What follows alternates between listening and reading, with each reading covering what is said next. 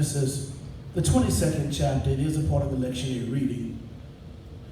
And I want to tag this as a subject, in one day. Amen? In one day.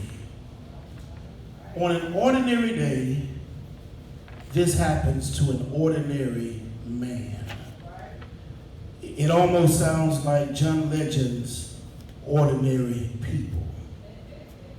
In a way that seems to sum up who Abraham was. Ordinary people. The hip-hop group Arrested Development came out with the song, I am everyday people. He emerges from obscurity. And Reverend Dr. Otis Moss III stated this about Abraham and Sarah. He said Abraham looked like Frederick Douglass, and Sarah was walking around looking like Viola Davis. That there was nothing supernatural whatsoever about this protagonist. There were only two things that distinguished Abraham from everyone else. The first thing was he was chosen. And the second thing was he was a man of extreme faith. We meet Abraham in Genesis the 12th chapter. He's called to leave his past, his father's house. Now we meet him again in Genesis 22. And he's called to kill his future, his son.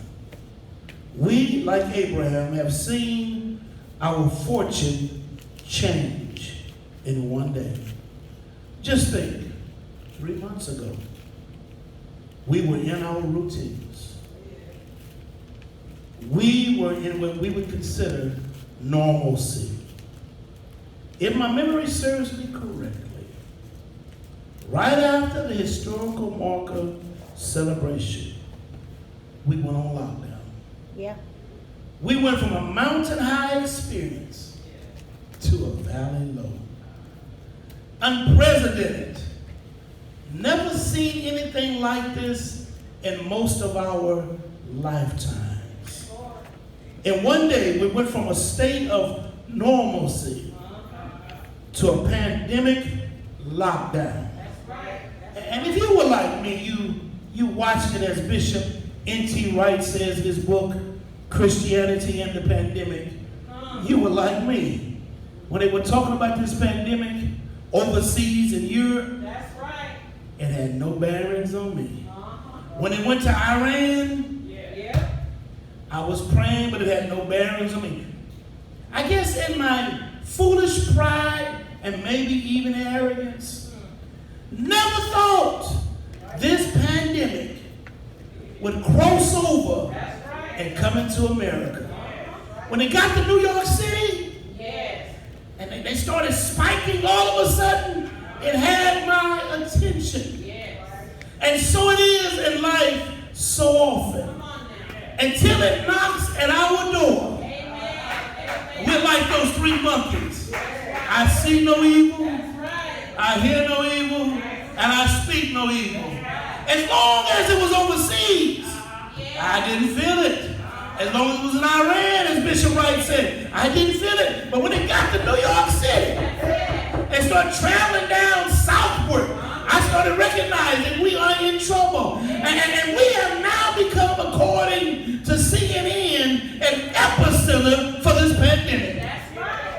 You know, Texas do things big.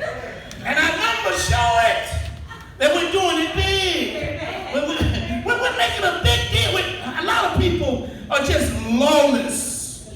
Just to be lawless. I don't want to wear a mask. It's better to wear a mask than to wear a veil in a casket. And Miss Angela says something that makes me laugh every time I hear it. She said, Pastor, I've done a lot of things. I've been sick, I've been this, and I've been that. But I ain't never been dead. Right. I'm just plugging it right here. Put the mask on. Walk around like the Lone Ranger and Tonto. If it saves lives, do it. So social distance. No sense of us getting out of here before our time. And let me hurry up and say this. I'm not going to leave it before my time. We can't leave it before our time if we're foolish. Look at your neighbor, say, neighbor, that's Pastor's 22nd plug. Yeah, that's all right. Amen. This pandemic Yes, Lord. Yes, Lord. has locked us down. Schools are shut down. Parents going crazy. Movie theaters are empty. Many working from home who can work. Businesses shut down. Texas is spiking. We're now stage 1 in a severe state of emergency. Politicians, governors, the president talking out the side of their necks. One day they're talking out their left cheek. I'm talking about the face. And the next day they're talking out the right cheek. I'm not going to shut down, but you shut down, you're just not saying it in the way you said it the first time. Because this pandemic has never been seen like this before. And people are trying to make absolutes when you can't make an absolute because this thing is mutating. Yes, it is. Help me, Holy Ghost. Yes, it is, Pastor. In one day, our whole lives are topsy-turvy. Yes. Domestic violence is up. Yes, it is. Spousal abuse is up. Child abuse That's right. is up. Drinking. Those who were sociable at one time are now becoming full-blown alcoholics. Those who smoked and used drugs casually are now using it all the time. People who took Valiums every now and then are taking them all the time now because they're trying to calm their nerves because we've never seen anything like this. I want you to look at your neighbor and say, all of this happened in one day. Bring me to my first point. Come on, Pastor. Abraham's test. Abraham's test. And it came to pass Yes, Pastor. after these things that God did tempt Abraham and said unto him, Abraham, and he said, behold, here I am. And he said, take now thy son, thine only son, Isaac, whom thou lovest, and get thee into the land of Moriah, and offer him there for a burnt offering upon one of the mountains, which I will tell thee of. This takes place approximately 4,000 years ago. 2,000 years before Christ. Ha Elohim, the God, tests Abraham. The deity tests humanity. Ha Elohim calls out to Abraham, who was father of many nations. Verse 2 says, and I'll read it again. And he said, take now thy son, thine only son, Isaac, whom thou lovest. Our Elohim commands sacrifice of Isaac. Before now, Abraham only knew God as Yahweh. But now he comes to meet him as Elohim. Let me put a pin there for just a minute. Miss Angela, I can use her again. Miss Angela has different characteristics and different personalities by which people know her. Her children know her as mama. That's right.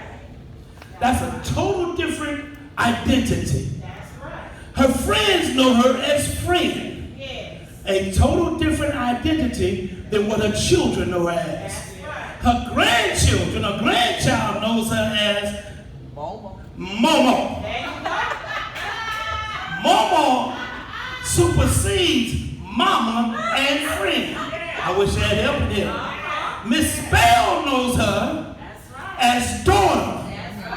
Totally different person. Same person, different personality and characteristic. Help me, Holy Ghost. Her co-workers know her on another level. But so it is with God.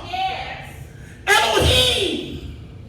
Help me, Holy Ghost. How Elohim and Yahweh are the same persons, but different characteristics. And I want you to look at your neighbor and say, neighbor, you don't get to know everybody on every level.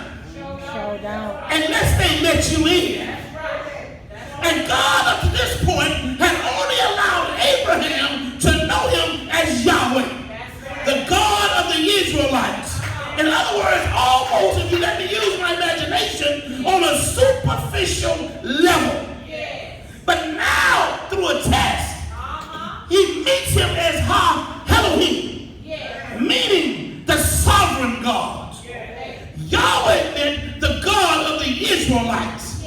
That's kind of basic. But now God is introducing himself. I am the sovereign God. In other words, there's no one with more power than me. In other words, I do what I want to do because I am God. In the book Radical Theology and the Death of God, Paul Tillich says this: the ultimate concern is known as faith. He defines faith as being ultimately concerned. You can believe right now that Abraham is ultimately concerned. Can I preach this like I really feel it? Yes. Globally and in America, we all are ultimately concerned. Hey, don't get too close, bro. That's right. I see you, dog. No. Hush. That's right. That's right. You sneeze now, you know how to get into a fight. That's right.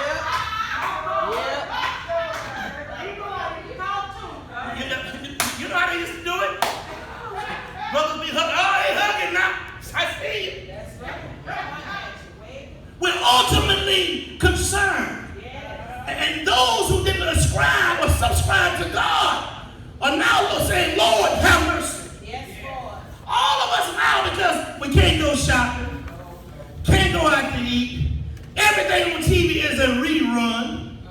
Now, all of a sudden, God is allowing us to look to the hills from which cometh our help, and our help coming from the Lord. We recognize that WHO, the WHO, World Health Organization, can't help us. We understand the Centers for Disease Control cannot help us. We understand we must look at the great physician. We don't know when this is going to end, and the only hope we have is Jesus. Now I bring me to my second point, Abraham's journey. Let me read that real quick.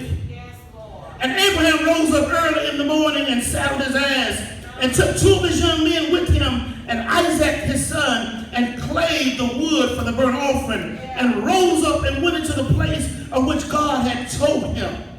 Then on the third day Abraham lifted up his eyes and saw the place afar off. We all at some point in time have to cut off something to please God. If you and I are truly trying to follow God, there are moments when he lets us know, I'm not pleased with this. This type of behavior has to be cut off. From the cradle to the grave, we are on a journey. You and I are moving closer and closer towards God. Imagine, my dears, 3 days to wrestle in your mind concerning what God is now requiring. Can you imagine? And I love the text. Please don't see me as sexist. I love the text. There's no women in it. I knew I was going to get quiet with 5 women to 1 man. But I love the text not being sexist because so often we don't see men in church. Not anymore. This morning, St. Paul, nobody here but me and Mr. Drake. it's two men. Yeah. My son would say when he was in college, that's heaven. But you see nothing but men in the text. And Abraham and his son now a journey. And Abraham cannot share with anyone. And if men would tell the truth, many times we walk around like we got the answer and we don't have the question. I wish I'd help you. But there's been many times my wife would ask me, if you tell me it's going to be all right, I'll believe you. And Miss Ernine, I'll tell her, baby, it's going to be all right. But as soon as I tell her it's going to be all right, and I give her a big hug, I come back and hug the pillow and say, Lord, I don't know how you're going to do it, but I need you to step in some way, somehow. And so it is with a father's responsibility. And I know it's not Father's Day, but so it is when children look at their parents. They think their parents got all the answers. They think their parents got all the money. They think their parents got all of this and all of that. But the truth to the matter is the parents are a kid begging on God, their Father, to take care of them and their families. Yes, Lord. Dr. Richard Middleton said it this way. Abraham experiences 3 days of ominous silence. Could you imagine knowing you got to kill your son? No. Isaac carries the wood because it's symbolic of Christ. It's a type of Christ. So he carries the cross. Yeah. The Father is symbolic of God who's 2,000 years later will kill his son. Carries the knife, carries the fire. Yes, Lord. Blind faith, fiducia, which means faith and trust. Here's the only solace for Abraham and you and I, is that God will be with us. God is too kind to be mean. Anders Nygren says this: God loves without ulterior motives, and he loves spontaneously. In other words, God never operates from a selfish point of view. Everything God does is for our betterment. That's right.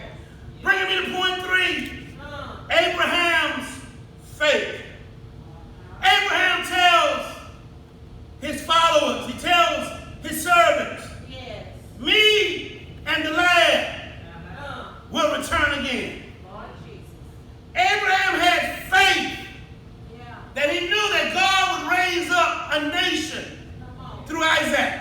Yes, Lord. He recognized, even though what you're saying, Lord, don't make sense, Yes. I know that you cannot lie. Yes, Lord. Can you imagine waiting 25 years on a son? Lord have mercy. And now they say Isaac was about the age of 37. My God. One biblical scholar said he was about 37 years old. And now, after waiting 25 years and being with the boy 37 years, now you mean to tell me this is how it ends? Lord have mercy. And Abraham says, no, me and this boy going to worship. Yeah. I love it because it's the picture of a man going to church. Come on. To touch your neighbor and say, ain't nothing more beautiful Yeah. than a man getting up on Sunday morning Amen. and going to church. Can I put a plug here?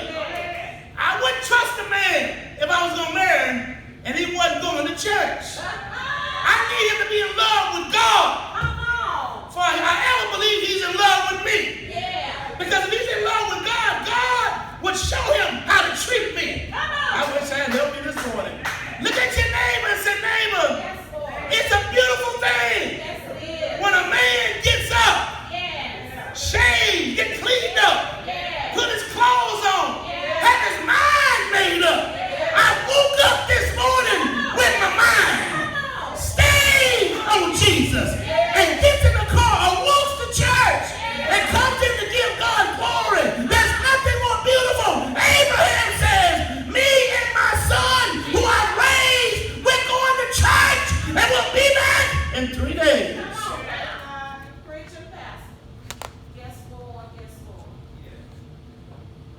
Isn't that who it's supposed to be? That in the midst of hardship, in the midst of Rona, we go to church. Yeah. Ain't nothing more beautiful for me when I get home and look at the video and I see how many was in church with us. Yeah. You know, not those who slept through. No, we love them. But those who were actually in church with us, like Mr. Alex and Dr. Gilwood and Brother Willard,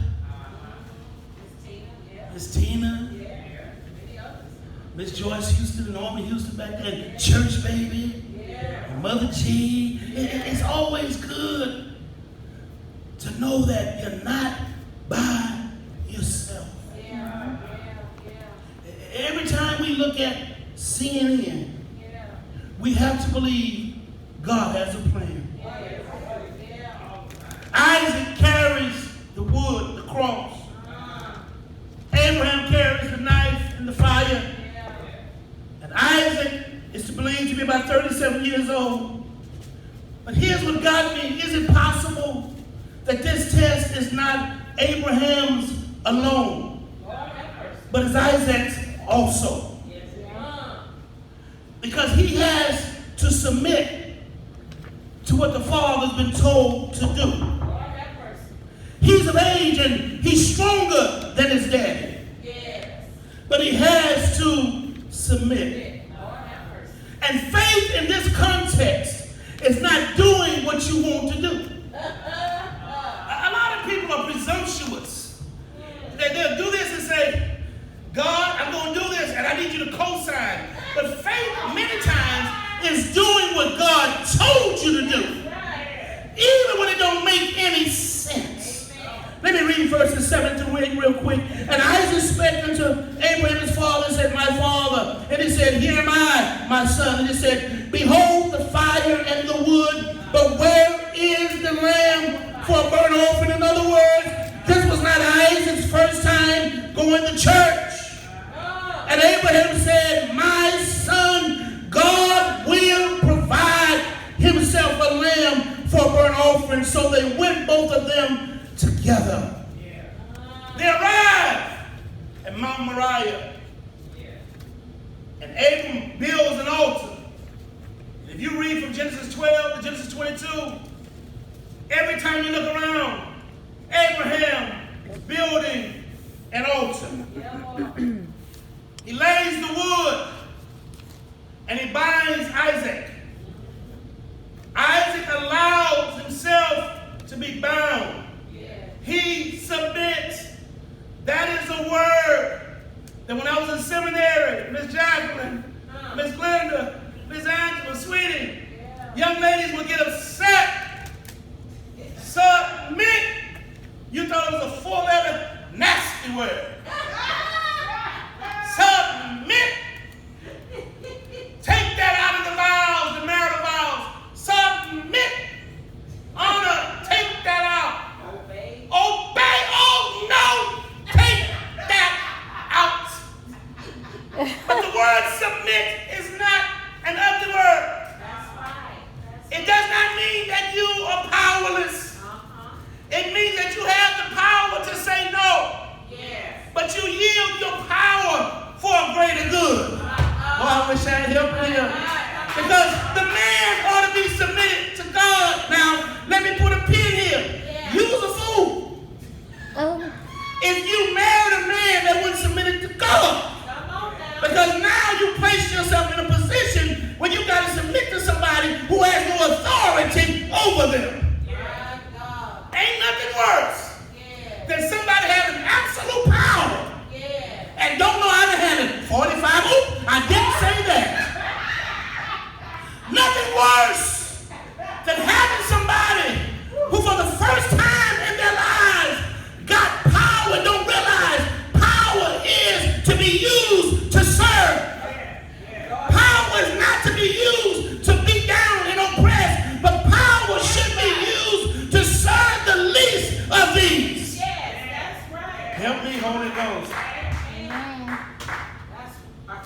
God's delight, let me hurry.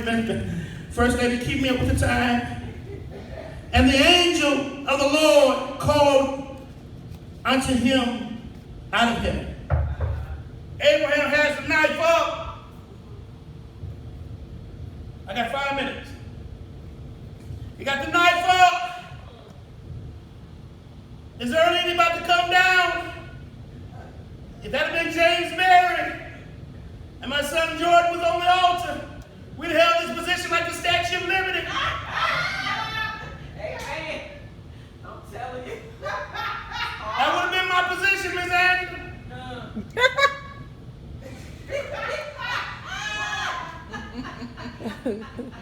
Y'all ain't saying nothing. Because it's hard to kill something or someone you love. Or my hand would have been coming up. I didn't know her. But Abraham shows us the obedience we must have when what God is asking doesn't make a lick of sense to us. And God knew he had to speak. Elohim asked him to kill his son. The angel of Yahweh, two different personalities of God. Yahweh speaks to the angel. That's the God of Israel. The sovereign God says, kill him. But Yahweh, the God of Israel says, stay your hand. I'd have shouted right there, Miss Earlene. I'd have lost it. I'd have went crazy, Mr. Drake, because I would have realized I knew. What? No way. You would have me to kill my son. But then the Bible says, it tells him, stay your hand. And there's a ram with his horns caught in the thicket. Scholars say, not James, but scholars say, that this ram didn't climb that high. So there's some supernatural stuff taking place. And right now, while we're going through the pandemic, don't get it twisted. God is still up to something. I wish I had help right there. I want you to understand, when the pandemic is over, start looking for some breakthroughs. Start looking for some blessings. If you held on to your faith, just realize God is up to something. The ram came up.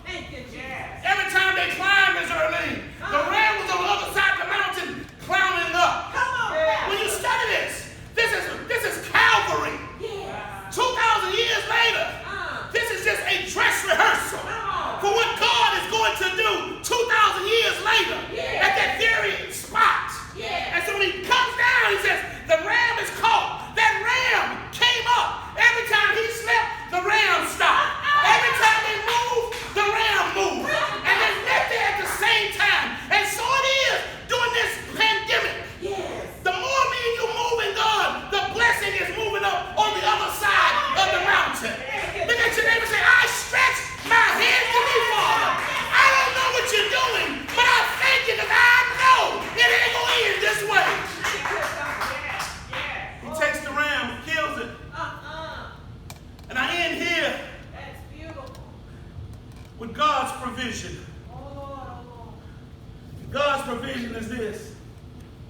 He had a ram waiting on him. But he had to be faithful to the end. You can't quit. I can't quit halfway in. And God says this, I love it. He said, now I know. I know you fear me. I know you love me because you was willing to sacrifice the son you love. Not the son you didn't care nothing about, but the son you really loved, Isaac. He says, now I know you are a God-fearer. He said, now I know, as one theologian said, you proved it by your practice. A lot of people got good talk, but they ain't got good walk. It's easy to talk, but it's hard to walk. And God's saying, you have proven to me that you love me by your practice. One day,